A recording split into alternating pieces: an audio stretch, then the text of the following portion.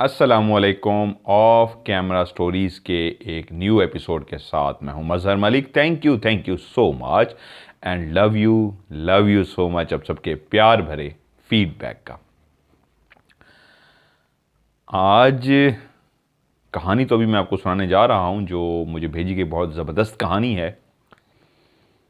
लेकिन आज कहानी सुन ही रहा था कि बहुत सी कॉल्स भी आ रही थी, तो मैं साथ साथ जब टाइम होता है कॉल्स भी ले लेता हूँ। तो पाकिस्तान की कुछ थी, बाहर मुल्कों से भी आ रही थी कॉलें, तो मैं उनको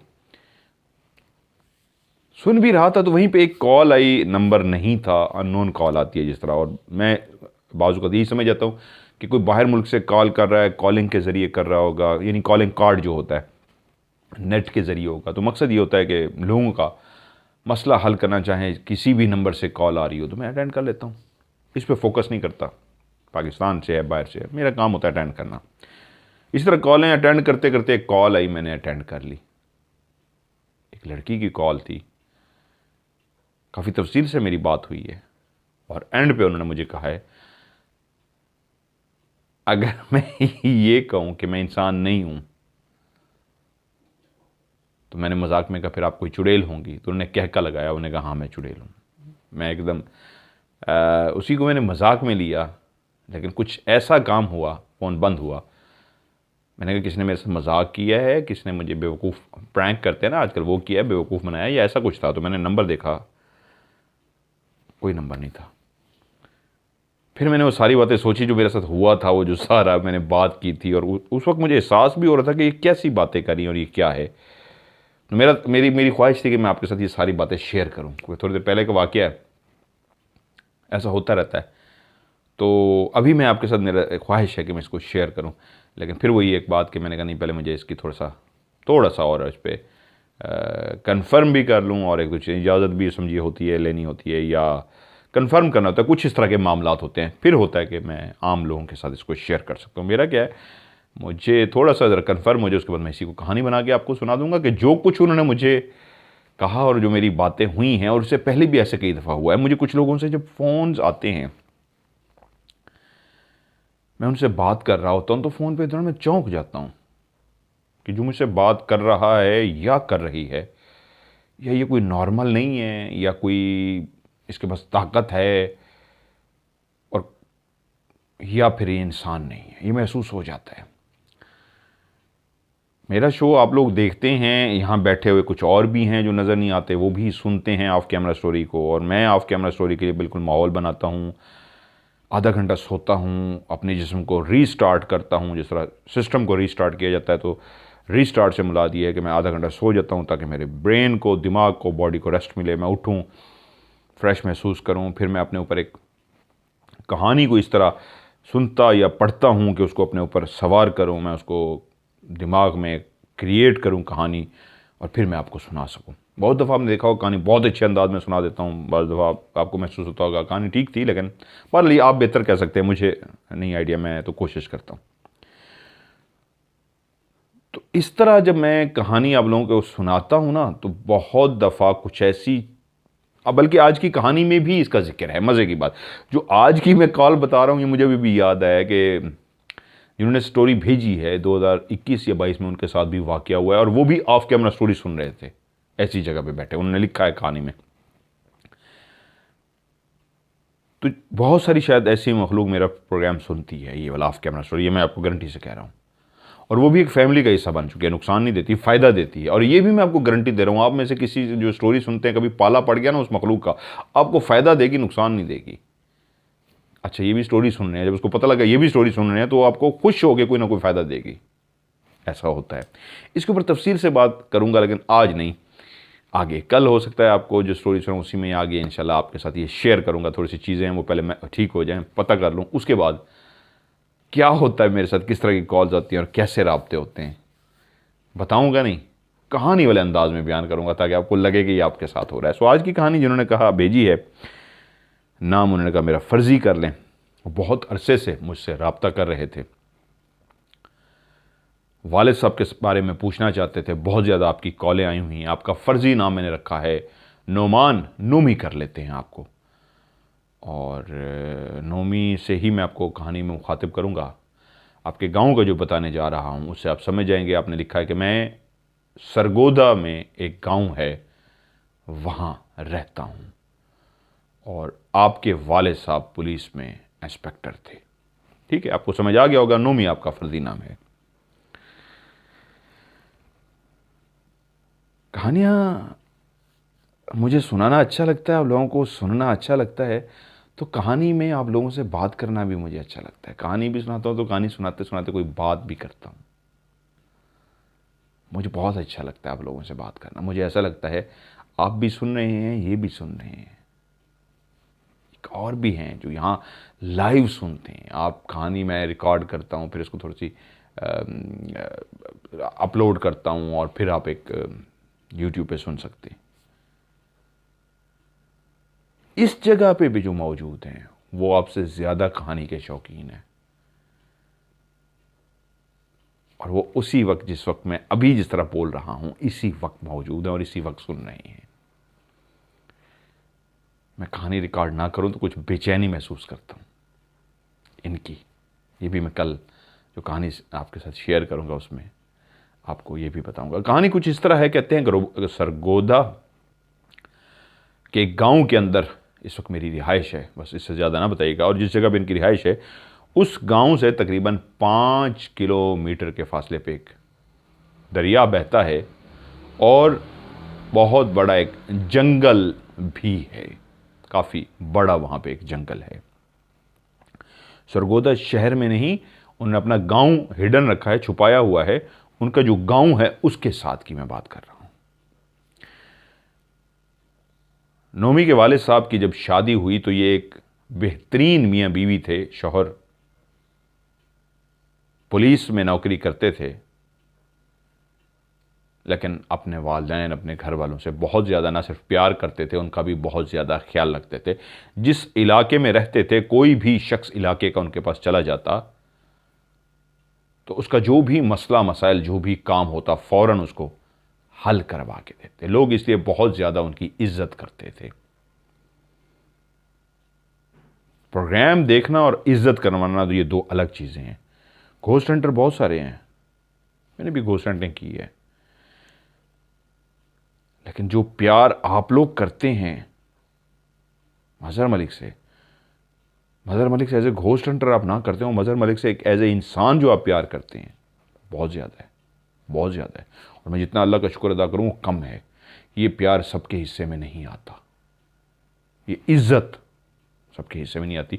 तो नोमी के वालिद साहब को भी अल्लाह ने बहुत इज्जत दी थी। यकीनन उनका इखलाक, हुस्न इखलाक होगा, किरदार होगा, लोगों के साथ प्यार मोहब्बत होगी, जिस वजह से लोग उनसे बहुत प्यार करते थे।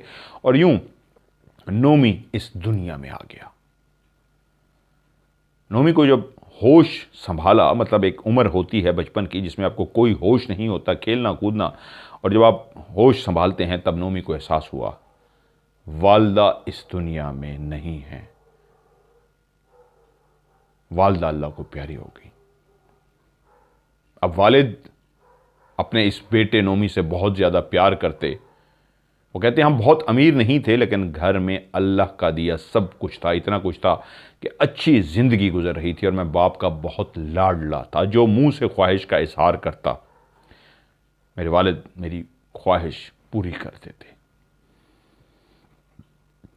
वक्त गुजरता रहा, मुझे एक शौक चढ़ा लोगों को देख के। वहाँ पे एक शिकार था जो लोग वहाँ पे करते थे, मुर्गाबी का शिकार।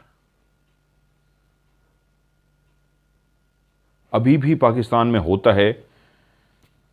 मेरी भी कभी ख्वाहिश थी मैं इस तरह शिकार करूं मुर्गाबी का, बहुत सारी चीज़ों का, लेकिन अब इस तरह की मेरी अपनी हालत, मेंटली दिमागी हालत ये हो चुकी है, चूंटी मर जाए तो बड़ा मुझे डर लग जाता है। मुर्गाबी को मारना तो बहुत बड़ा मेरे लिए तीर मारना होगा जो मैं नहीं मार सकता, कि किसी मैं जानदार को मारूं मैं, मुझे डर लग जाता है। हाँ, उस जानदार के लिए कोई काम कर सकूं, उसके काम आ सकूं, ये ज़रूर सोचता हूँ। शिकार या मारना ये मेरे बस की बात नहीं है, बल्कि खौफजदा हो जाऊंगा मैं। क्यों? अल्लाह की एक मखलूक है, जानदार है, उड़ता फिर रहा है, एक ख़ानदान है, बच्चे हैं, ख्वाहिशात हैं उनकी भी, और हमने उसको मार दिया। बहुत सारे लोग इस पर मुझे कहते हैं जी अल्लाह ने हुक्म दिया है परिंदों को खाना चाहिए, ये करना चाहिए, वो करना चाहिए। तो मैं कहता हूँ भाई मैंने किसी को रोका नहीं है। हर इंसान का अपना एक एहसास है, मेरा एक अपना एहसास है। आप करें जो आपका दिल करता है। मैं इस तरह का हो गया हूँ, कभी मैं भी नॉर्मल इंसान था, अब अजीब सा हो गया हूँ। पाँव रखते हुए भी ये खुदा जानता है, पाँव रखते हुए भी एहतियात होती है कहीं पाँव के नीचे चूंटी ना आ जाए। ऐसा तो नहीं है कि मैं चूंटियों को बचाता हुआ चलता हूँ, लेकिन पता लग जाए ये चूंटी और मैं पाँव रखने लगा हूँ तो पीछे हटा लूँगा। भाई चूंटी अपने घर जा रही है, मैं क्यों मारूँ उसको। तो खैर कहानी की तरफ आते हैं। ख्वाहिशात वालिदैन पूरी करते रहे उनकी, और मुर्गाबियों का शिकार का उनको भी शौक चढ़ गया। नोमी को कहते हैं हमारे इलाके में इस तरह शिकार होता था, लोग सर्दियों के मौसम में शिकार करते थे। साइबेरिया से बहुत जब शदीद वहाँ पे ठंड होती थी तो वहाँ पे परवाज़ करके ये मुर्गाबियाँ पाकिस्तान में हमारे इस इलाके में भी आती थी। यहाँ पे भी ठंड तो होती थी लेकिन उस साइबेरिया के मुकाबले में बहुत कम ठंड होती थी। तो वो जब यहाँ पे आती तो यहाँ के लोग उनका शिकार करते और उनको ज़िबा करके खाते। लेकिन उसके लिए आपको अगर कोई बंदूक है या असला है आपके पास तो उसका लाइसेंस बनवाना पड़ता, और शिकार के लिए आपको परमिट, इजाज़त का एक कार्ड बनता है, वो लेटर लेना पड़ता। अब ऐसे शिकार नहीं कर सकते। मैं भी बड़ा हो चुका था, वाले साहब से इस ख्वाहिश का इजहार किया कि मैं भी शिकार करना चाहता हूँ, मुझे उसके लिए बंदूक चाहिए और परमिट भी बनवा के थे। वाले साहब ने पहले मुझे बहुत समझाया कि ये काम ना करो बेटा, ये ठीक नहीं है। वालिदैन जिस तरह बेटों को समझाते हैं, काफ़ी कोशिश के बावजूद जब मैं नहीं माना और अड़ गया अपनी ज़िद पे कि मुझे लेनी है और हर सूरत में लेके रहूँगा, तो वाले साहब ने आखिरकार मजबूर होकर मुझे एक बंदूक रिपीटर लेके दे दी और साथ में मेरा शिकार का परमिट भी, इजाज़तनामा भी बनवा दिया कि मैं अब शिकार खेल सकता हूँ। तजर्बा नहीं था, असला चलाना नहीं जानता था, लेकिन जब आपके पास गाड़ी आ ही जाती है तो आप ड्राइवर बन ही जाते हैं। तभी ऐसा ही हुआ, मैं भी उन लोगों के साथ जिनके पास इजाज़तनामा था और वो शिकार करते थे उनके साथ शामिल हो गया। यहाँ तक कि वक्त के साथ शिकार करते करते करते ना सिर्फ मेरा निशाना इतना अच्छा बन गया, बल्कि एक टाइम ऐसा भी आया कि वो जो हम चंद दोस्तों का ग्रुप बना था वो एक बेस्ट ग्रुप माना जाता था हमारे इलाके में, कि मुर्गाबियों के शिकार में जिस तरह ये एक एक्सपीरियंस और सही निशाने बाज हो चुके हैं, इन जितनी कोई भी मुर्गाबियाँ नहीं मार के, लगता है ये टॉप पे हैं। हम क्या करते, दोस्त इकट्ठे होते, कैंप का सामान साथ लेते, असला, उनके अंदर जो गोलियां डलती वो सारा सामान भी इस तरह का लेते, और हमारे पास प्लास्टिक की बनी हुई मुर्गाबियाँ होती, मुंह में इस तरह की एक विसल होती जिस तरह मुर्गाबियों की आवाज़ निकाली जाती है, वो भी हम रख लेते और रवाना होते गांव से हफ्ते की रात को शिकार करने के लिए। तकरीबन रात को 6, 7, 8 बजे तक हम रवाना हो जाते। वहां पे हम पहुंचते, लाइट का हमने बंदोबस्त किया होता, खाने पकाने के लिए भी हमारे पास सिलेंडर और इस तरह के जितने भी लवाजमात होते हैं सारे मौजूद होते हैं। जाते ही हम वहाँ पे कैंप लगाते साइड पे, जिस जगह पे हमने शिकार करना होता उससे थोड़े से फासले पे, ताकि परिंदा अगर उड़ता हुआ आए तो उसको हमारे कैंप दूर ही नजर आए। कैंप लगाने के बाद हम सुबह 4 बजे तक का इंतज़ार करते। जैसे हमारे कैंप लग जाते तो हमने एक जगह सेलेक्ट की होती थी, झाड़ियाँ होती थी, कुछ पत्ते होते थे, उनके पीछे हम अपने आप को ढांप लेते थे दरिया के किनारे पे। दरिया का एक ख़ास किनारा हमने पहले से ही चूज़ किया हुआ था, सेलेक्ट किया हुआ था। उस किनारे पे जाके हमारे पास जो प्लास्टिक की मुर्गाबियाँ होती थीं, इस अंदाज में जैसे मुर्गाबी तैर रही हो, जैसे बच्चों के खिलौने मिलते हैं उनके अंदर अब हवा भरें तो वो परिंदा सा बन जाता है, इस तरह की मुर्गाबियाँ बनी हुई और इस तरह की प्लास्टिक की बनी हुई होती। हम उनको बिल्कुल दरिया के किनारे पे छोड़ देते और ख़ुद थोड़े ही फासले पे पत्तों में, पौधों में, झाड़ियों में इस अंदाज में अपने आप को छुपा लेते कि ऊपर से मुर्गाबियों का गौल जब उड़ता हुआ आए तो हमें ना देख सके, उनकी नज़र सीधी इन्हीं मुर्गाबियों पे पड़े। परिंदों की क्या फितरत है, इंसान ने यह भी सीख लिया कि कैसे वरगलाना है, परिंदों को धोखा दे के बुलाना है। इंसान ने वक्त के साथ ये भी सीख लिया। तकरीबन सुबह 4-5 बजे का ऐसा टाइम होता था जिसके बाद हम शिकार के लिए अलर्ट होके बैठ जाते थे। रात को परिंदे नहीं आते थे, जैसे ही सुबह होनी शुरू होती थी तब से हम इंतज़ार में होते थे, जैसे ही कोई मुर्गाबियों का खौल आए तो हम शिकार कर सके। रात को हम लोग गप्पे मारते, सो जाते, बातें करते, और जैसे ही 4 बजते हम फ़ौरन अपनी अपनी जगहों में आते, बंदूकें संभालते और अपने ऊपर झाड़ियाँ, पत्ते, इस तरह की चीज़ें डाल के छुप के बैठ जाते। जैसे ही और इंतज़ार में आ जाते, जैसे ही कोई मुर्गाबियों का पूरा एक झुंड सा आता, खौल सा आता ऊपर से उड़ता हुआ, तो हम इस तरह की मुंह से वो जो विसल्स होती है, वो सीटियाँ होती बजाती, जैसे नीचे मुर्गाबियाँ पानी में तैर रही हैं और आपस में बोल रही हैं। मुर्गियाँ जब बोलती हैं, गां गां की आवाज़ करती हैं, तो वो ही समझ सकती हैं वो क्या कह रही हैं। लेकिन मैंने कहा ना, इंसान ने वरगलाना भी सीख लिया, तो उसके मुंह में वो जो विसल होती वो भी उसी तरह गां गां करती। उससे आवाज़ तो एक कानों को गां गां की सुनाई देती, उस गां गां से क्या लफ्ज़ बनते थे ये वही जान सकती थी। जो ऊपर उड़ती हुई आती और नीचे उनके कानों में आवाज़ जाती, वही आवाज़ जो उनकी बोली थी, वही उन परिंदों की ज़ुबान थी जो वो बोलते थे, और उसी तरह की गाँव गाँव उनके कानों में आती। तो वही उड़ते हुए परिंदे नीचे झांकते, ये कहाँ से आवाज़ आ रही है, ये तो हमारी जैसी कोई परिंदे हैं, मुर्गाबियाँ हैं जो बोल रही हैं। और वो नीचे निगाह करते तो देखते, आहा, नीचे तो तैर रही हैं, इसका मतलब है हमसे पहले भी कोई झुंड सा, कोई खौल सा पहुँचा है और उसने ये पानी की जगह सेलेक्ट कर रही है। मतलब ये महफूज जगह है। कोई मगरमच्छ, कोई जानवर, कोई जिस तरह का, परिंदों को भी 100 तरह के खदशात होते हैं, कोई खदशा नहीं है और ये सूटेबल जगह है, हमें यहाँ पे उतर जाना चाहिए। तो वो जो उतनी ऊंचाई पे परिंदे उड़ रहे होते, तो वो वहीं से सीधे नीचे की तरफ आते, इन्हीं मसनूई प्लास्टिक के बने हुए मुर्गाबियों के पास। और वो जैसे ही इन मुर्गाबियों के करीब पहुंचते, तो वो इंसान जो छुपे हुए होते थे, नुमान और उनके दोस्त जो निशाना लेके बैठे होते थे, तो उनकी ख्वाहिश होती थी हाथ में रिपीटर और जिस तरह की गनें होती थी उसमें से ज़्यादा छर्रे बाहर निकलें और इन उड़ते हुए परिंदों को लगें और ये पानी के अंदर गिर जाएं। कई दफ़ा ऐसा हुआ, आवाज़ें निकाली, ऊपर मुर्गाबियों ने देख लिया नीचे मुर्गाबियाँ तैर रही हैं, तो वो सीधा नीचे की तरफ आई। और जैसे ही हमने देखा कि हमारी रेंज में आ गई हैं, असले की रेंज में, तो हमने वहाँ पे उनके ऊपर गोलियाँ चलाईं, छर्रे बरसाए। तो जितनी ज़्यादा नीचे गिरते थे हम, उतने ज़्यादा खुश होते थे। तभी हम नंबर 1 कहलाते थे अपने इलाके का, कि हम ज़्यादा से ज़्यादा मुर्गाबियों को गिराते थे।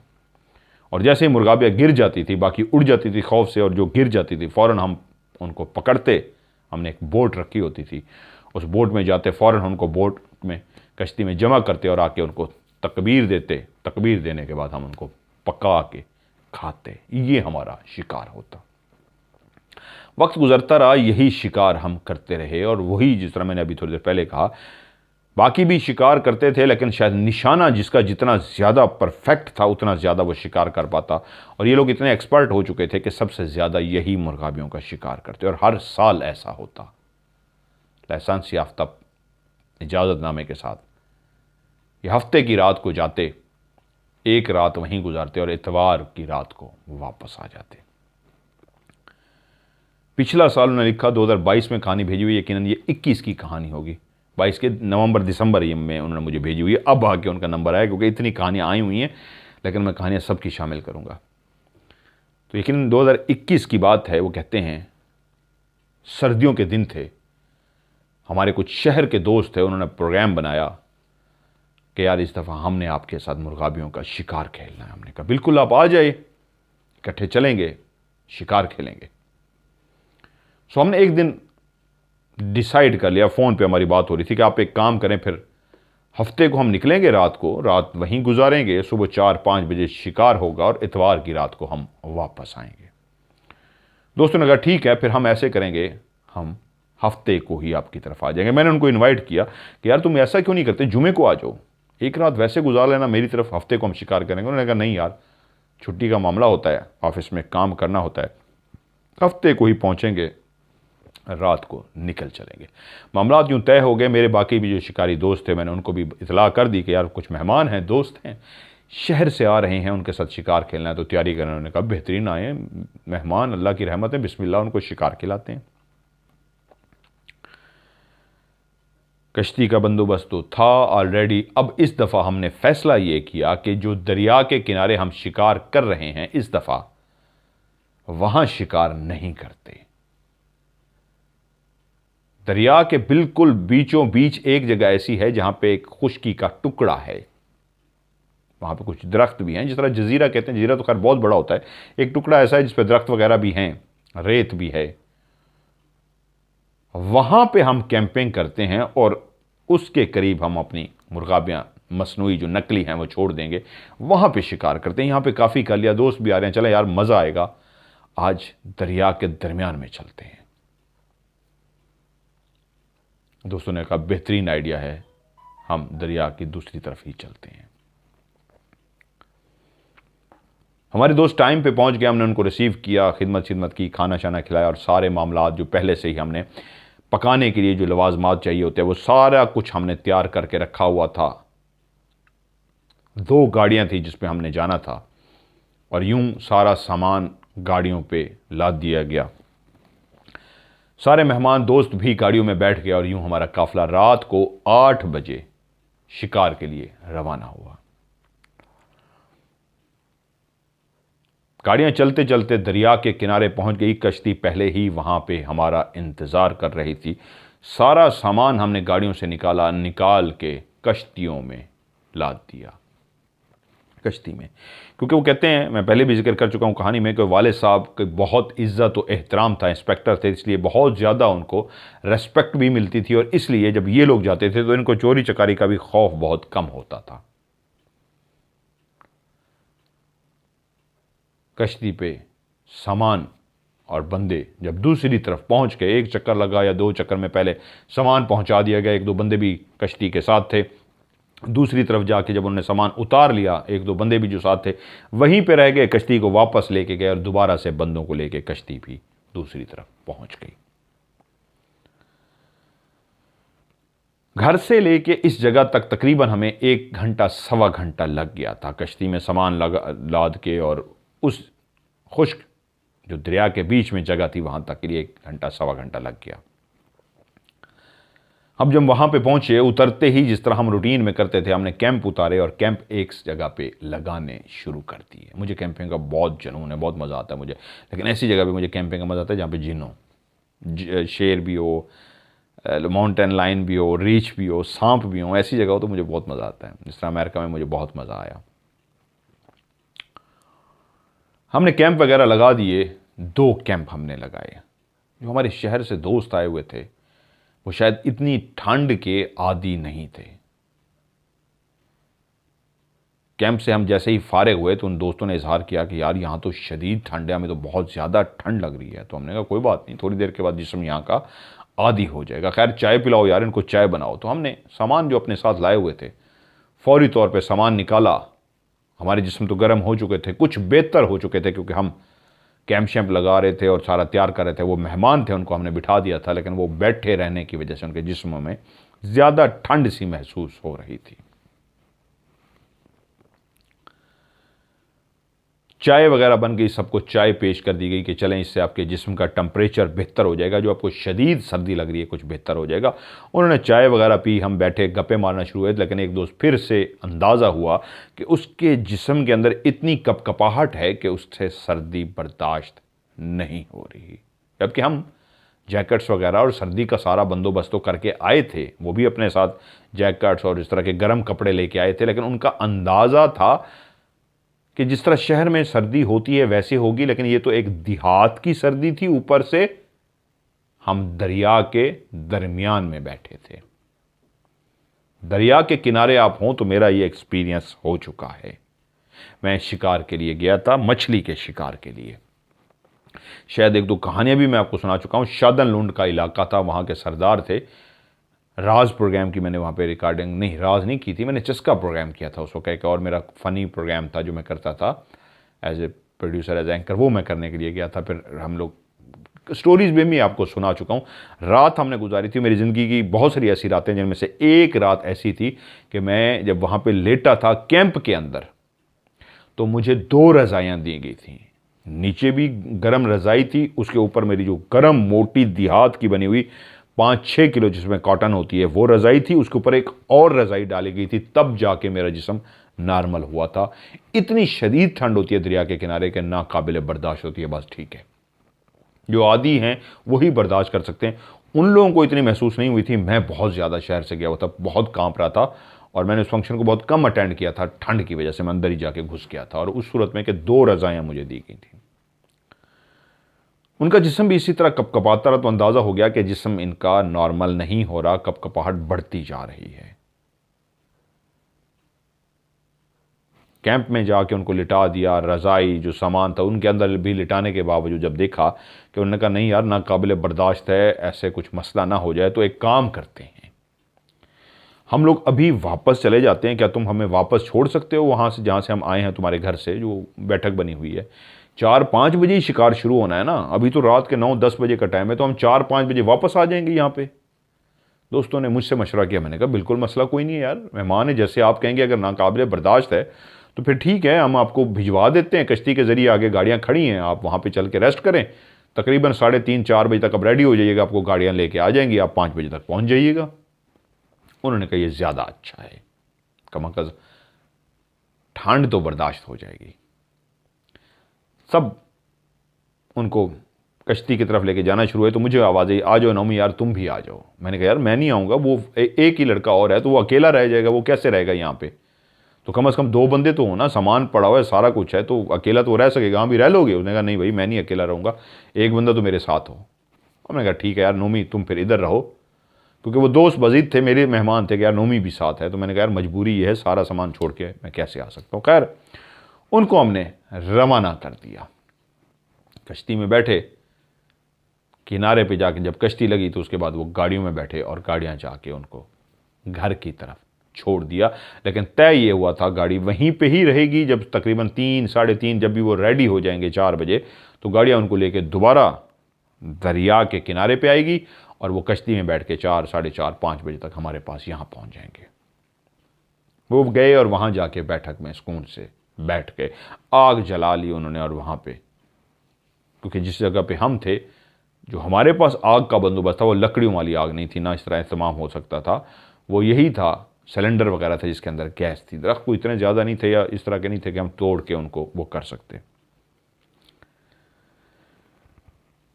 जब वो चले गए तो मेरे साथ वो जो दोस्त था, थोड़ी सी और जो चाय रह गई थी, उसने कहा एक कप और हो जाए। मैंने कहा निकाल। हम दोनों ने बैठ के एक कप चाय और पी। कमाल माहौल था।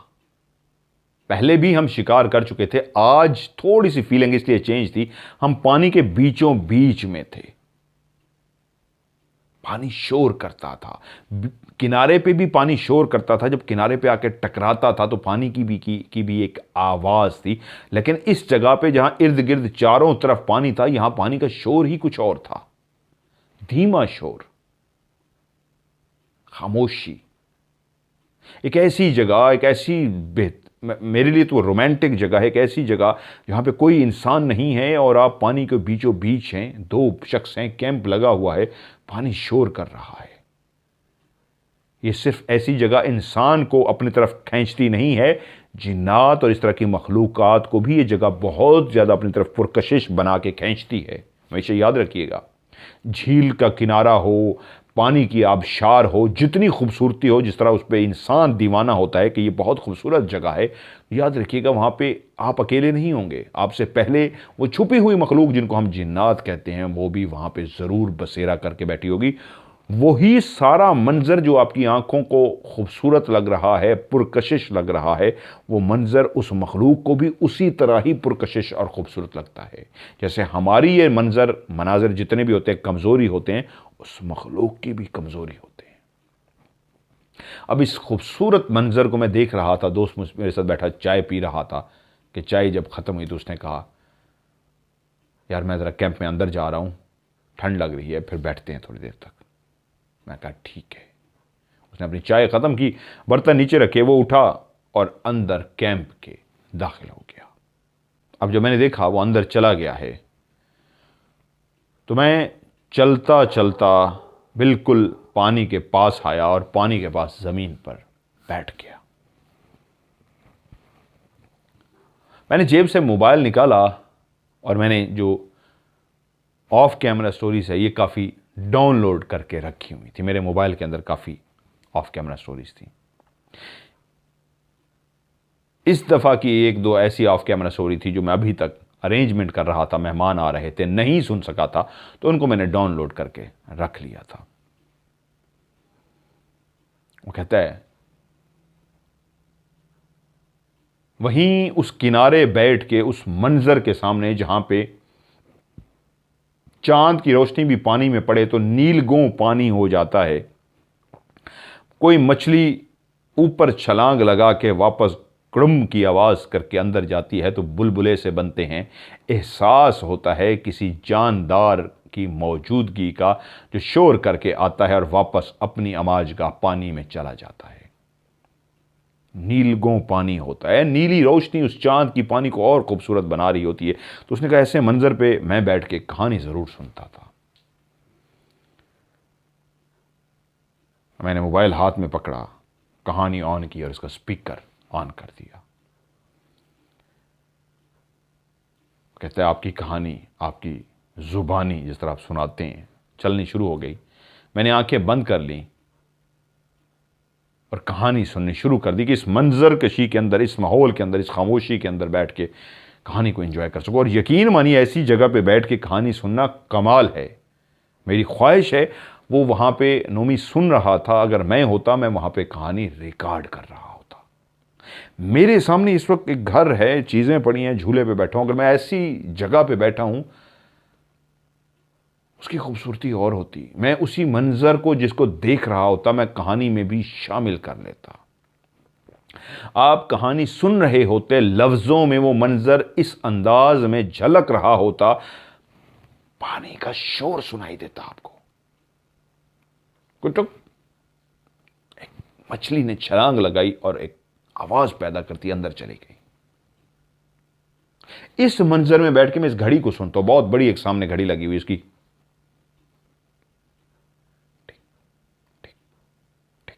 ये टिक टिक की आवाज मेरे कान सुन रहे हैं। लेकिन उस जगह पे वो टिक टिक नहीं, कटक मछली की जो छलांग थी मैं उसको जरूर अपनी, बहरहाल मेरे लिए वो कमजोरी है ऐसी जगह पे बैठ के कहानी सुना सकूं, मैं जा सकूं ऐसी। मैं जाऊंगा, मैं राज भी करूंगा ऐसी जगहों पे, कहानियां भी आपको सुनाऊंगा। खैर वो कहने में कहानी सुन रहा, कहानी में बिल्कुल डूबा हुआ था। एकदम मुझे एहसास हुआ कोई फासले पे खड़े मेरे दोस्त बातें कर रहे हैं।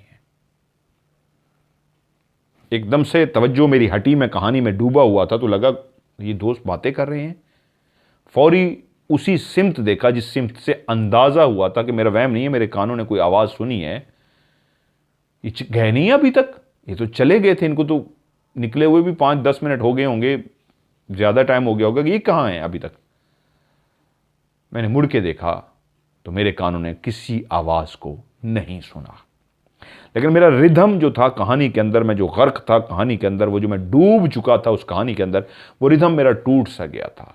जब देखा कोई आवाज नहीं, शायद कानों ने वहम सुना हो, फिर से कहानी को जो रोक दिया था फिर से चला दिया। अभी चलाए हुए कुछ सेकंड ही हुए थे कि अब फिर से कानों ने, क्योंकि अभी मैं कहानी में डूबा नहीं था, अभी सुननी शुरू ही की थी, कि फिर से कानों ने आवाज़ें सुनी। दोस्तों की नहीं थी लेकिन मिलती जुलती थी दोस्तों से, जैसे वो आपस में बातें कर रहे हों। इस दफ़ा बात क्लियर हो गई, वहम नहीं है, क्योंकि अभी कहानी स्टार्ट हुई थी, उस वक्त तो सुनते सुनते कुछ टाइम हो गया था, इसलिए लगा शायद वहम है। क्योंकि इस दफ़ा तो शायद अभी शुरू ही की थी, आवाज़ आ गई तो इसलिए फौरी रोकी और उसी तरफ मुतवज्जो हुआ कौन बोल रहा है। जैसे ही कहानी रुकी मुतवज्जो हुआ पीछे की तरफ, कोई भी नहीं था। ये कौन है? इधर उधर देखा, चारों तरफ देखा, कहीं से कोई आवाज़ नहीं और कहीं से कुछ भी नहीं। तो यार इस दफ़ा तो वहम नहीं था, मेरे कानों ने क्लियर आवाज़ सुनी है। खैर मैंने फिर से कहानी को स्टार्ट कर दिया। अब तीसरी दफ़ा जब कहानी मैंने स्टार्ट की तो दिमाग कहानी की तरफ भी था और दिमाग में ये बात भी खूब सी गई थी कि शोर आवाज़ वहम नहीं है, सुना है मैंने। कहानी को मैं सुन ही रहा था कि कुछ थोड़ा सा ही टाइम हुआ था कि इस दफ़ा आवाज़ बिल्कुल करीब से आई कि जो भी बातें करने वाले दोस्त हैं उनसे मिलती जुलती आवाज़ है, जो गए थे शहर की तरफ, गांव की तरफ, वही बोल रहे थे और अब करीब से बोल रहे थे, जैसे कोई पीछे ही मेरे आ गए हों बोलते बोलते। और देख गए एकदम मैं चौंका और पीछे मुड़ के देखा तो पीछे कोई भी नहीं था। इस दफ़ा आवाज़ इतनी करीब से आई थी कि मैं शदीद चौंक गया। यार ये क्या मजाक है। कहते हैं मैं उसी टाइम उठा और उठ के सीधा कैंप की तरफ गया। जो दोस्त अंदर कैंप में गया था वो गहरी नींद सो चुका था, शायद थका हुआ था। उस पर ऐसा नींद का गलबा हुआ कि वो सो ही गया, खराटे ले रहा था। मैं उसके पास गया, उसको जगाया। वो आंख उसकी खुल गई। कहता हाँ क्या हुआ। मैंने कहा यार बाहर आ। कहते क्या हुआ है। मैंने कहा बाहर आ। वो उठा, बाहर आ गया। मैंने कहा यार मुझे लगता है कि वो गए नहीं है, वो इधर कहीं है। कहता कैसे। मैंने कहा यार मैं कहानी बैठा सुन रहा था, पहले मुझे आवाज़ें आई हैं, फिर करीब से भी आवाज़ आई है। तो कहता है मुझे भी शक है, फिर वो गए नहीं हैं, वो तेरे शहरी जो दोस्त है वो तुझे डरा रहे हैं, वो प्रैंक कर रहे हैं, हमारे साथ मजाक कर रहे हैं, वो इधर ही हैं। मैंने कहा जा इनको देखते हैं ज़रा, इसका मतलब हमें तंग कर रहे हैं। वो हम कोई बात नहीं, हम भी इनको ज़रा तंग कर लेते हैं, आजा। हम दोनों उठे, इधर उधर जहाँ देख सकते थे सारा देख लिया, कहीं पे कोई भी नहीं था। तो उसका कहता है यार यहाँ पे तो कोई भी नहीं है। मैंने कहा यार मैंने आवाज़ें सुनी हैं। तो कहता है यार इस तरह बाद वक़्त हो जाता है, आवाज़ें आ जाती हैं, हो जाता है वो दूर जा रहे हैं और वहीं से ऊंचा ऊंचा बोल रहे हो, हंस रहे हो, तुझे आवाज़ें आ गई हैं, अब यहाँ पे तो कोई नहीं है बाहर, तो आ जा ना अंदर कैंप में, आ जा, इधर लेट जा। मैंने कहा नहीं यार तू कैंप में लेट, मैं बाहर ठीक हूँ, मैं ज़रा बाहर बैठता हूँ। वो गया और दोबारा उस पर नींद का ऐसा गलबा हुआ, सोया और लेट गया। वो कहता है मैं जब आया, अब मेरा दिल था कि बैठूं और कहानी सुनूं, लेकिन फिर मेरे दिल में एक बात आई कि यार मैंने आवाज़ों को तो सुना है, बड़ी क्लियर आवाज़ें सुनी है, ये कैसे हो सकता है, मेरा वहम नहीं हो सकता। आखिरी दफ़ा जो मैंने आवाज़ सुनी थी तो कोई बिल्कुल मेरे करीब था। ये क्या शरारत हुई है, ये क्या हुआ है। मैं एक शिकारी भी था, तजस्सुस वाला इंसान भी था, डरने वाला भी नहीं था। कहानियाँ सुनता था तो मेरे अंदर भी तजस्सुस हुआ, यार मैं भी तो देखूँ। कहता है मैंने एक बात जो मैं बताना भूल गया, वाले साहब ने जहाँ पे उनको एक बंदूक लेके दी थी वहाँ पे एक छोटा पिस्तौल भी लेके दिया था अपनी हिफाजत के लिए, कि शिकार पे ऐसी जगहों पे जाते हो तो ये अपनी हिफाजत के लिए रह। तो कहता मैंने अपना छोटा पिस्तौल उठाया, उसको लोड किया, सेफ्टी के लिए वो रख दिया। अब अकेला मैंने प्रोग्राम किया कि मैं ज़रा जाऊँ और ज़रा ऐसे घूम के आऊँ कि यार ये क्या था जो मैंने अभी देखा। मेरा दिमाग उलझ सा गया था, उसी तरफ मैं बार बार जाना चाह रहा था जो मेरे मंजर अभी थोड़ी देर पहले कानों ने सुना था। कहता है मैं चलता चलता आगे बढ़ रहा था, दिमाग में कुछ भी नहीं था, अलर्ट भी था और दिमाग उलझा हुआ भी था कि ये क्या अभी मैंने आवाज़ें सुनी हैं। शायद पहली दफ़ा ज़िंदगी में ऐसा वाक़या हुआ था, इससे पहले ऐसा कभी वाक़या हुआ नहीं था, इसलिए तजस्सुस भी था, हैरत भी थी, दिमाग उलझा हुआ भी था। कहते मैं चलता चलता कुछ फासले पे चला गया उस दोस्त से जो उस कैंप में था, और एक जगह मैं ऐसे पहुंचा ही था कि एकदम से ऐसे लगा जैसे मैं साकित सा हो गया हूँ, एकदम से ऐसे लगा जैसे मैं अपनी जगह पे बुत बन गया हूँ। मेरी आंखों के सामने एक ऐसा खौफनाक भयानक मंजर था कि मैं सोच भी नहीं सकता था कि मैं लाइव खड़ा ये मंजर देख रहा हूँगा। एक काली स्याह औरत जिसके जिस्म पे बाल भी नजर आ रहे थे, वो काली स्याह थी, बहुत लंबे लंबे उसके बाल जमीन पे पड़े हुए थे। उसकी कमर मेरी तरफ थी, मुंह परली तरफ था, जिस्म पे उसके कोई भी कपड़े नहीं थे। पीछे बालों से ही अंदाजा हो गया था ये कोई औरत है, काली स्याह औरत। और मैं जैसे ही उसके पीछे पहुंचा हूं और जाके एकदम खड़ा हो गया हूं कि ये तो औरत बैठी है सामने। कद उसका एक औरत से थोड़ा सा ज्यादा था, आप कह सकते हैं उसने कहा जिस तरह कोई इंसान का नॉर्मल कद होता है 5 फुट 8 इंच 9 इंच, वो तकरीबन 6 फुट जितना जिस तरह कद होता है, थोड़ी सी ऊंची थी, बगैर कपड़ों के, जिस्म काला स्याह, लेकिन ऐसे लगता था जैसे जिस्म पे हल्के हल्के बाल हों, बहुत घने ज़्यादा नहीं लेकिन बाल हों। मैंने उसको पीछे से देखा, पीछे से अभी तक मुझे उसका सर, उसके बड़े बड़े बाल जो गुच्छा सा बना हुआ पीछे पड़ा हुआ था और उस तरफ मुंह करके बैठी थी, टांगें उसने यूं सीधी की हुई थी परली तरफ। और मैं जैसे उसके पीछे गया, एकदम से मैं अलर्ट हो गया कि ये क्या हुआ है, ये क्या मंजर है, ये औरत यहां कहां से आ गई। अभी मैं उसके पीछे रुका ही था और वो पहले से शायद इंतजार में थी कि ये मेरे पीछे आए तो मैं टर्न लूं। और ऐसे ही हुआ, जैसे ही मैं उसके पीछे आया, मैंने उसको दूर से मुझे नजर नहीं आई थी, जब मैं उसके सर पे पहुंचा तो एकदम से मुझे नजर आई। और जैसे ही मैं उसके पीछे गया और एकदम से झटका मार के रुका, तो उसी लम्हे वो घूमी। वो जैसे ही मेरे सामने घूमी तो वो वाकई एक औरत ही थी, बगैर लिबास के, नंगे वजूद के साथ। लेकिन उसके जिस्म पे हल्के हल्के, पूरे जिस्म पे जैसे बाल से थे। इतना काला स्याह उसका रंग था, जैसे शदीद कोई काला स्याह तवा होता है या शदीद कोई काली स्याह चीज़ होती है। लेकिन उसका चेहरा इतना खौफनाक था।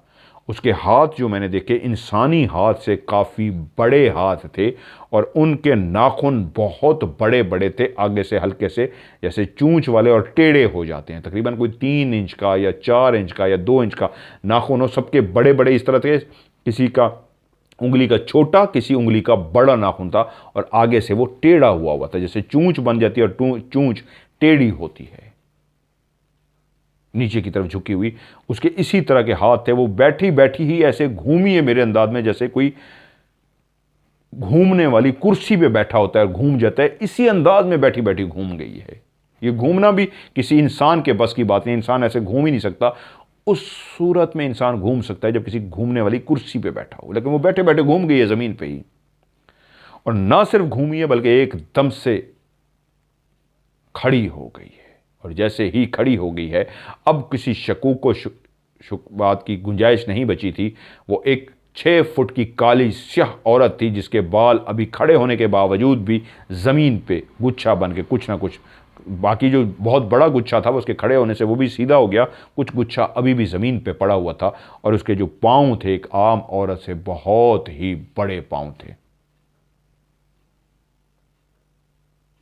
और उसके पाँव के भी उंगलियां जो थीं, उनके आगे भी नाखून इतने बड़े बड़े थे जो मैंने आज तक किसी औरत के इतने बड़े नाखून नहीं देखे। हाथों की उंगलियों से भी बड़े उसके नाखून थे, जैसे किसी जंगली जानवर के बड़े बड़े, जैसे शेर या चीते के बड़े बड़े नाखून होते हैं, ऐसे 3-3, 4-4 इंच के उसके पाँव के बड़े बड़े नाखून थे। मैं समझ गया ये कोई इंसान नहीं हो सकती, बगैर कपड़ों के कोई औरत नहीं हो सकती, ये कोई और ही मखलूक है। सिर्फ मैंने उसको खड़ा होता देखा, बस इतनी ही मेरे अंदर हिम्मत थी कि मैं एकदम धड़ाम से ज़मीन पे गिर गया, खड़े खड़े गिर गया, लेकिन बेहोश नहीं हुआ, अपना तवाज़ुन कायम नहीं रख सका। और धड़म से जैसे ही गिरा, उसी लम्हे उसके हाथ, जिसके बड़े बड़े नाखून थे, मैं नीचे गिरा हुआ था लेकिन उसको अभी तक देख रहा था। मेरी दिल की धड़कन बहुत तेज़ थी, मेरा जिस्म थर थर काँप रहा था और वो गुस्से से मेरी तरफ देख रही थी। चेहरा मैंने उसका क्लियर देख लिया था, काला स्याह उसका चेहरा था, दांत उसके बिल्कुल सफ़ेद थे, जब वो खोलती थी तो वो नोकदार बाहर की तरफ निकल आते थे। इतना बड़ा उसका मुंह था जो इंसान का नहीं होता, कि वो जब मुंह बंद रखती थी दांत अंदर तो चले जाते थे, लेकिन जब खोलती थी तो बहुत बड़े बड़े दांत बाहर तक आ जाते थे। हैरान मैं इस बात पे हुआ कि अंदर इतने बड़े दांतों को कैसे छुपा लेती है। और उसकी जो आंखें थीं वो गोल गोल सी लाल कलर की आंखें थी, टोटल लाल थी, गोल गोल आंखें, जिस तरह इंसान की इस तरह की आंख होती है ऐसी नहीं थी, गोल गोल बड़ी सी आंखें थी, लाल सी आंखें। और चेहरा बिल्कुल गुस्से से भरा हुआ, नाक भी था लेकिन ऐसे जैसे कोई निशान सा होता है, नाक ना हो, छोटा सा निशान सा। कद उसका बड़ा था, जिस्म मोटा नहीं था, जैसे कोई कमज़ोर पतली सी लड़की होती है, ऐसी कमज़ोर पतली सी लंबी सी, तकरीबन 6 फुट कद की वो बग़ैर कपड़ों के औरत, जो उस वक्त मुझे एक औरत की तरह नज़र आ रही थी। वो डायन थी, वो चुड़ैल थी, वो जिन्नी थी, मुझे नहीं पता, वो मेरे सामने खड़ी थी। मैं जैसे ही गिरा मैंने उसको देख लिया तो उसी लम्हे उसका हाथ सीधा मेरे सर की तरफ आया और उसने मुझे बालों से पकड़ लिया। उसने जैसे ही मुझे बालों से पकड़ा, एक झटका मारा तो उसने मुझे ज़मीन पे, जो मैं ऑलरेडी लेटा हुआ था, कमर के बल मैं लेटा हुआ था, गिरा था तो मैं कमर के बल जाके गिरा था, नीचे रेत थी।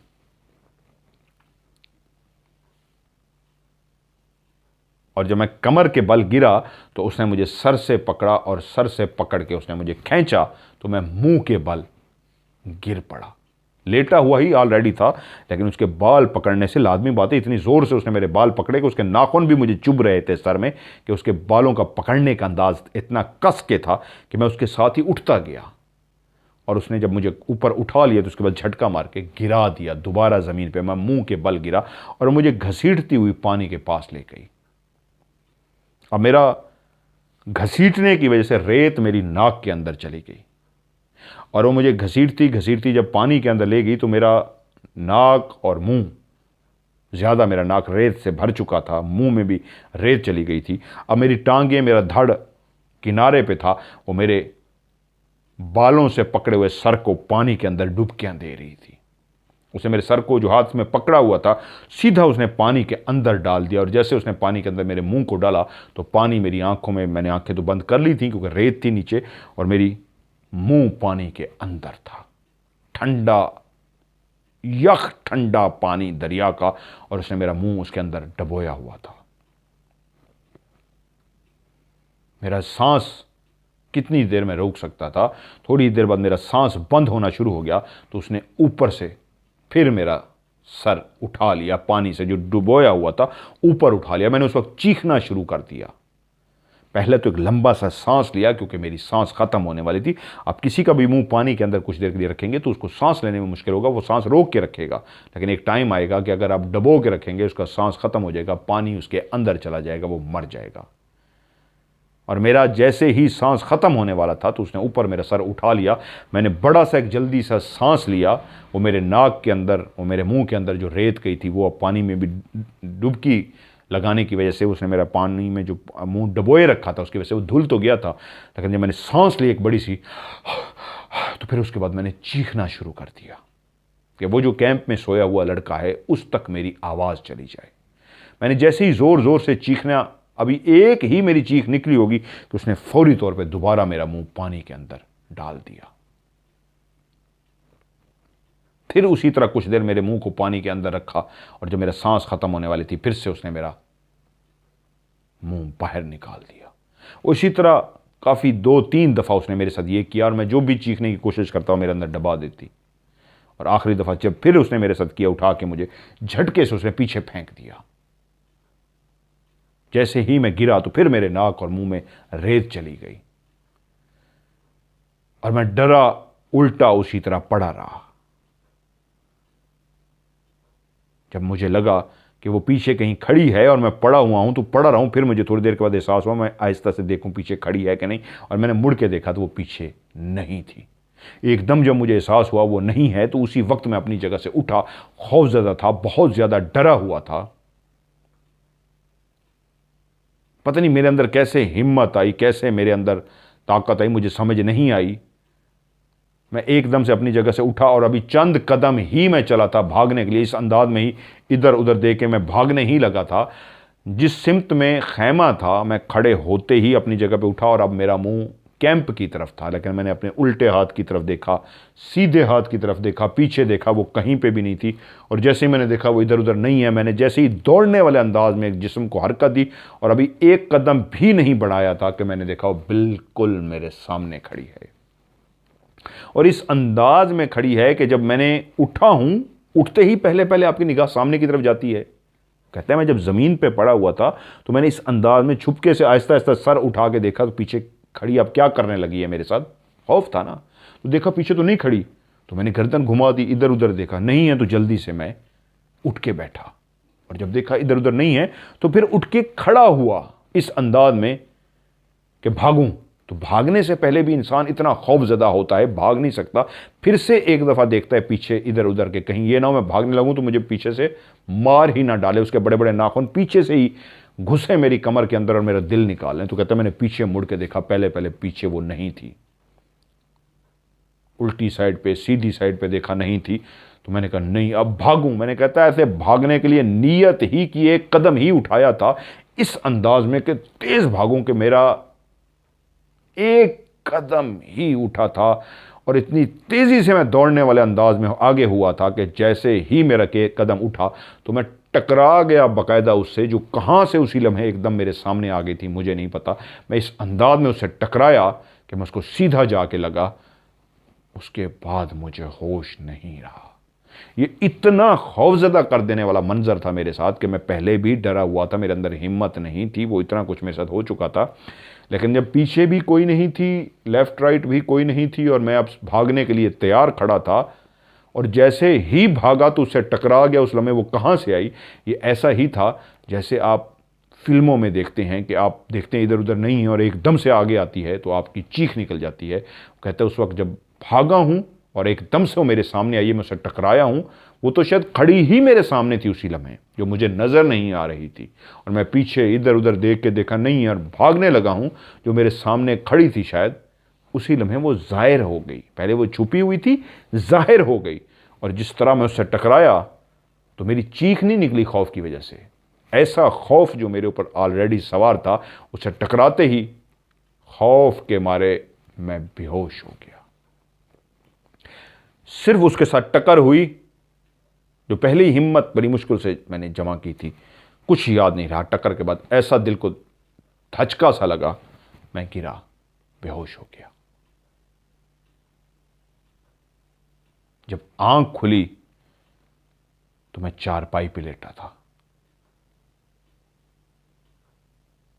मंजर आहिस्ता आहिस्ता आंखों ने देखना शुरू किया। कमरा है, कमरे को मैंने देखा, तो जाना पहचाना कमरा है, और याद आए तो मेरा ही घर का कमरा है, बैठक है। साथ ही सामने खड़े बैठे दोस्तों पे निगाह पड़ी हुई, तो मेरे दोस्त हैं। एकदम दिमाग ने वो मंजर याद करने शुरू कर दिए, क्या हुआ था, क्या देखा था। और आखिरी टाइम पे मैं जिस तरह टकराया था और गिरा था, बेहोश हो गया था, तब मुझे याद आया मैं तो वहाँ गिरा था। आखिरी लम्हे मुझे ये याद है मैं टकराया था। उसी लम्हे मैं उठ के बैठा तो मुझे महसूस हुआ मेरे अंदर कमज़ोरी सी महसूस हो रही है।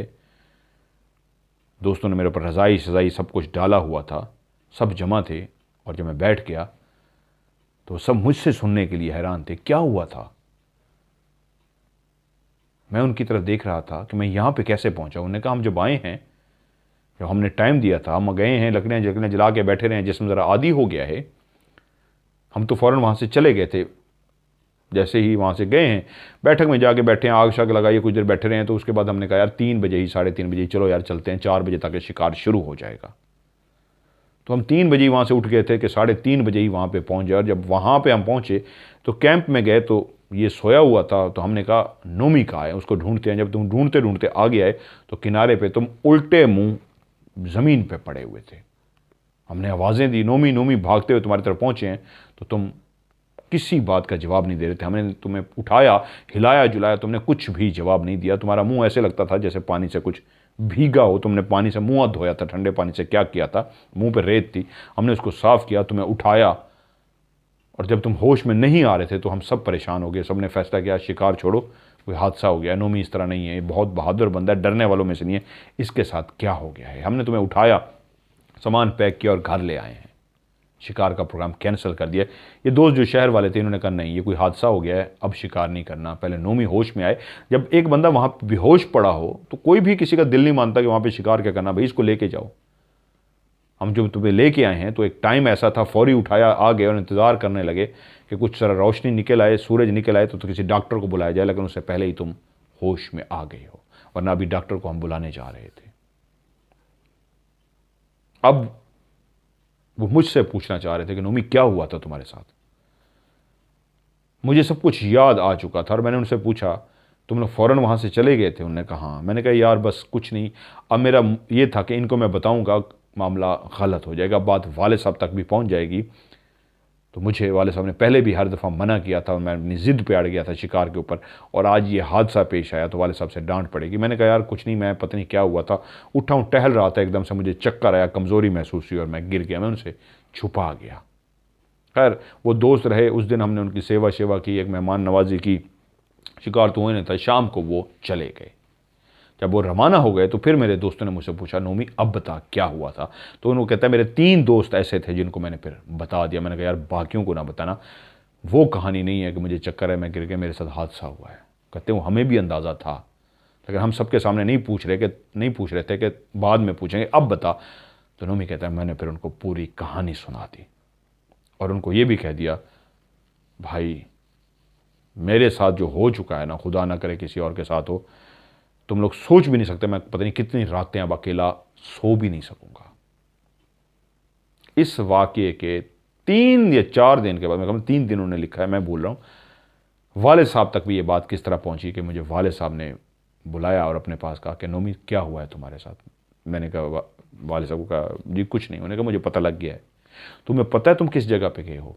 वो बहुत भारी जगह है और बड़ी मशहूर जगह है, वहाँ पे पहले भी कई तरह के वाक़यात हो चुके हैं। वहाँ पे जिन्नात का बसेरा है, खौफनाक मखलूक रहती है वहाँ पे, कई लोग वहाँ पे डर चुके हैं, कई लोगों की वहाँ पे मौत भी वाक़ हुई है। तुम्हें कम से कम मुझसे पूछ तो लेते, एक दफ़ा ये तो कह लेते कि मैंने उस जगह पे शिकार करने के जाना है, मैं तुम्हें कभी भी उसकी इजाज़त ना देता, तुम्हें खुद बता देता वहाँ ना जाना, वो हॉन्टेड है, वहाँ पे जिन्नात का बसेरा है, मैं कभी भी तुम्हें जान देता। खुदा का शुक्र अदा करो कि तुम्हारी ज़िंदगी बच गई है। जो कहानी तुम सुना रहे हो उसने तुम्हें छोड़ दिया है, बेहोशी की हालत में तुम्हें छोड़ के चली गई। वो कोई डायन थी, कोई चुड़ैल थी, वो तुम्हारा जिगर निकाल के ले जाती, वो तुम्हारा दिल खा जाती, वो तुम्हें मार देती। दुआ करो खुदा का, तुम्हारी कौन सी नेकी तुम्हारे काम आ गई, तुम बच गए हो। वालिद साहब ने कहता है, मुझे काफ़ी उस जगह के बारे में कहा कि वहाँ पे ये है, ये है, ये है, और वो मेरी ज़िंदगी का आखिरी शिकार था, क्योंकि उसके फ़ौरन बाद मैं खुद ही तहैया कर चुका था कि मैं तौबा करता हूँ, मैं आज के बाद कोई भी इस तरह का शिकार नहीं करूँगा। और मैंने वाले साहब से भी कह दिया, मैं आपके सामने वादा करता हूँ कि आज के बाद मैं किसी शिकार पे नहीं जाऊँगा, मैं शिकार को ही छोड़ रहा हूँ, तौबा करता हूँ शिकार से। दोस्तों को भी मैंने कह दिया, और मेरे कुछ दोस्तों ने भी इस वाक़े के बाद, जिन 3 दोस्तों को मैंने बताया था, उन्होंने मेरे साथ ही कह दिया, अभी हम भी तेरे साथ तौबा करते हैं, आज के बाद शिकार ही नहीं करेंगे। हम 3 वो दोस्त जिनको मैंने कहानी सुनाई थी, एक मैं, हम चारों ने ही तौबा कर लिया कि आज के बाद शिकार नहीं होगा। लेकिन कुछ ही अरसे के बाद कहते हैं वालिद साहब अल्लाह को प्यारे हो गए, और मैं वालिद का जो लाडला था यतीम हो गया। कहानी सुनाते हुए कहते हैं, मेरे आंसू निकल आए हैं वालिद को याद करते हुए, और खौफ तारी हो गया है उस मंजर को जो मेरी आंखों के सामने हुआ था, उस अजीबो गरीब मखलूक को।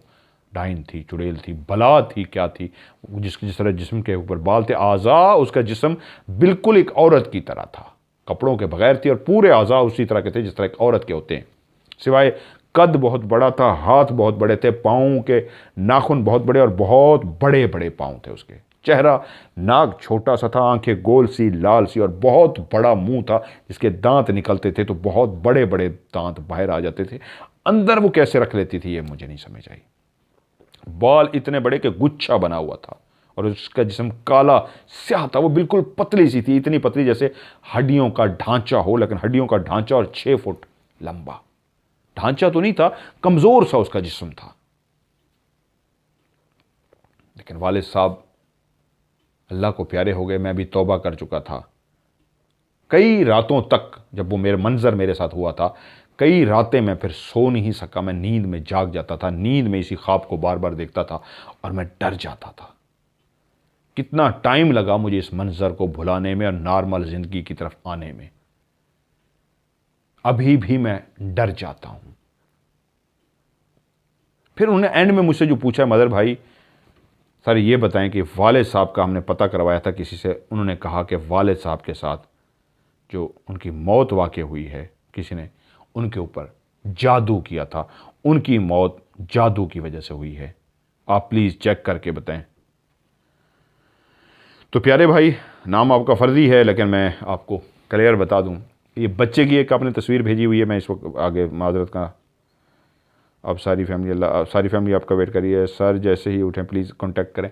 ये बच्चा, और स्पेशली आपकी, नोमी भाई आपका नाम मैं रियल नहीं ले रहा, आपने जो कहा इसलिए आपकी ख्वाहिश पे मैं फ़र्ज़ी ले रहा हूँ, आपके साथ भी शदीद नेगेटिव एनर्जी और बुरे असरात अटैच हैं। हो सकता है उसी ही वो जो मखलूक आपके साथ आई थी तब से वो असरात आपके साथ हो सकता है अटैच हों। आपके हर काम में रुकावट आ रही है। उसकी नहुसत चीज़ थी, वो जिन्नी थी, वो चुड़ैल थी, वो बला थी, वो आज भी आपके साथ, उसके असरात, नेगेटिव एनर्जी, बुरी चीज़, वो आज भी आपके साथ अटैच है। वो अटैच नहीं, मैं आपको डराना नहीं चाह रहा, खुल के बताऊंगा, इंसान डर जाता है। और जिस बच्चे की आपने तस्वीर भेजी है, उस बच्चे के साथ भी शदीद नेगेटिव एनर्जी और उसके बुरे असरात अटैच हैं। आप भी जितने आजकल आप परेशान हैं, आपने बताया नहीं, लेकिन मैं आपको बताता हूँ, आप जितने अच्छे हैं, जितना लोगों का ख्याल करते हैं, आपके अंदर बुराई नहीं है, अच्छाइयाँ ही अच्छाइयाँ हैं, लेकिन उसके बावजूद आपके साथ मसाइल हैं, रिश्तों, आपकी वाइफ के साथ शदीद लड़ाई होती होगी, आपके हर काम में रुकावट, आपके मसले बढ़ते जा रहे होंगे, वो नेगेटिव एनर्जी और उसके बुरे असरात की वजह से हैं। सो आप सलामुन अला नूहन फिल आलमीन इस तस्बीह को ज़्यादा से ज़्यादा पढ़ें, बच्चे भी पढ़ पढ़ के फूकें, बच्चे को वही पानी पिलाएं जो मैं जुमे को दम करता हूँ। आप हफ्ते की रात को उस पानी को दम कर लिया करें, एक बोतल अलग से बच्चे के लिए बनाएं और एक बोतल आप अपने लिए बनाएं हर हफ्ते, और एक पूरा हफ्ता आपने भी पानी पीना है, बच्चे को भी उसी पानी से बोतल से पिलाते रहें, और सदका खैरात भी लाजमी करें। सलामुन अला नूहन फिल आलमीन की तस्बीह भी ज़्यादा से ज़्यादा करें। और अगला, आपने मुझे डिटेल भेजी हुई है अपनी और बच्चे की नाम, वालदा का नाम लिखा हुआ है। इंशाल्लाह आज इस स्टोरी को सुनाने के फ़ौरन बाद में, अभी टाइम बचा, आज नहीं तो कल रात को मैं बैठ के आपके लिए पढ़ाई करूँगा इंशाल्लाह ताला। आपको जो असरात हैं, क्योंकि मैंने आपकी कहानी भी सुन ली है, बहुत सारी चीज़ें मुझे समझ भी आ गई हैं, तो इंशाल्लाह ताला आपको रिज़ल्ट मिलना शुरू हो जाएगा। आप मुझे कहेंगे जी मुझे फ़र्क पड़ना शुरू हो गया। मैं ज़रूर आपके लिए अमल करूँगा, ऐसा वजीफ़ा करूँगा, इंशाल्लाह आपके हालात बेहतर हो जाएंगे। तो ये थी जी आज की कहानी जो मैंने आपको सुनाई। आप लोग भी अपनी कहानी मुझे भेजना चाहते हैं, मेरा व्हाट्सअप का नंबर है 009231665550, 009231366555 00। इस पर आप मुझे अपनी स्टोरी सेंड कीजिए, वॉइस मैसेज भी बड़ा सा रिकॉर्ड करके भेज सकते हैं, और लिख के भी कहानी भेज सकते हैं। लेकिन आखिरी लफ्ज़ जो आपका होना चाहिए वो होना चाहिए उर्दू में या इंग्लिश में। स्टोरी लिखें या फिर OCS, ऑफ कैमरा स्टोरी है ना, OCS लिख दें। आखिरी लफ्ज़ स्टोरी या OCS होगा तो कहानी शामिल होगी, वरना कहानी शामिल नहीं हो सकेगी। रीज़न, जब स्टोरी ही नहीं लिखा होता तो मुझे पता ही नहीं लगता, वो मैसेज मैं देख ही नहीं सकूंगा। तो आखिरी लफ्ज़ आपने इंग्लिश में STORY स्टोरी लिखना है, या उर्दू में स्टोरी लिखना है, या फिर OCS लाजमी लिखना है, आखिरी लफ्ज़, इसके बाद कोई लाइन नहीं लिखनी। आज की ऑफ कैमरा स्टोरी से मज़हर मलिक को दीजिए इजाज़त। अपना ढेर सारा ख्याल रखिएगा। खुदा हाफिज़।